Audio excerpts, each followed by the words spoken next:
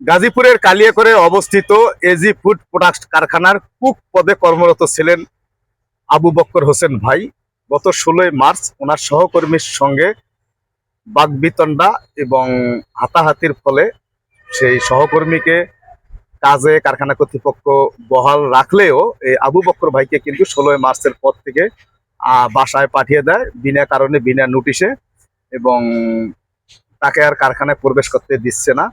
তো এই বিষয়ে উনি কলকারখানা প্রতিষ্ঠান পরিদর্শন অধিদপ্তরে লিখিত অভিযোগ দাখিল করেছেন আজকে। তো সেদিন কি ঘটেছিল আবু বক্কর ভাইয়ের মুখে আমরা এখন শুনবো। বলুন তো ভাই, কি ঘটেছিল 16 মার্চ? ঘটেছিল হলো, আমি তো প্রোডাকশন কুকে কাজ করি। আমাদের ওখানে স্ন্যাক্স আইটেমে আমাদের ফ্রাইড রাইস হয়। আমরা ওই ফ্রাইড রাইস নিয়ে প্যাকেজিংয়ে গেছিলাম আমার হেল্পার সহকারে। যাওয়ার পরে আমি একটা গ্যাপ পেয়েছিলাম, ওই গ্যাপের মধ্যে আমার হেল্পার রাইসটা রেখেছিল। তারপর উনি এক ছেলে ডাক দিচ্ছেন, আপনাকে রুবেল।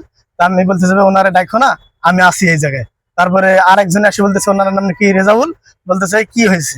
আমি বললাম ভাই কিছু হয় নাই, এই রাইসটা এখানে রাখা যাবে না, এখানে রাখলে ব্লাস্টে ঠান্ডা হাওয়া লাগলে গরম জিনিস নষ্ট হয়ে যেতে পারে। তবে বলতেছে তুমি বলছিলাম যে ভাই তুমি এই জিনিস এই মালটা নাকি ওদিকে রাখো।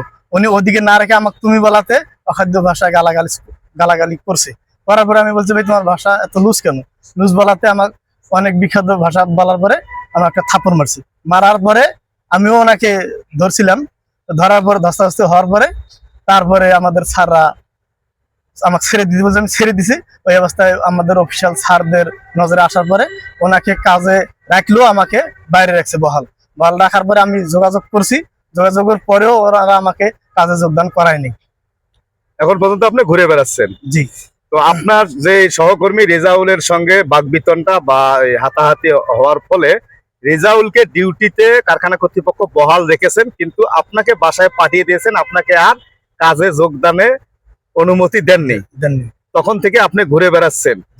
তো এই বিষয়ে আপনি আইনি প্রতিকার চেয়ে কলকারখানা প্রতিষ্ঠান পরিদর্শন অধিদপ্তরে আজকে লিখিত অভিযোগ দাখিল করেছেন, যেটি এখন তদন্ত সাপেক্ষে আসলে যে আইনগত সমাধান সেটি আপনি প্রত্যাশা করেন, তাই তো? তো শুনলেন। আচ্ছা, রেজাউলের বয়স কি আপনার চেয়ে বেশি না কম? রেজাউলের বয়স থেকে প্রায় ধরতে গেলে আমার ডাবল বয়স অধিক হয়ে গেছে। আমার বয়স ছিল এখন 37-38, প্রায় 37 বছর গত হয়ে যাইতেছে।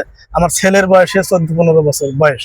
আমার ছেলের থেকে হাইরেস্ট হইলো 2-3 বছরে বড় হতে পারে। মানে রেজাউল হচ্ছে আপনার ছেলের সমবয়সী বয়স, এই জন্য আপনি তাকে তুমি করে সম্বোধন করেছেন। জি জি। সে এটাকে মাইন্ড করেছে, মাইন্ড করে আপনার সঙ্গে আসলে বাকবিতণ্ডায় জড়িয়েছে বা হাতাহাতিতে জড়িয়েছে, তাই তো? জি।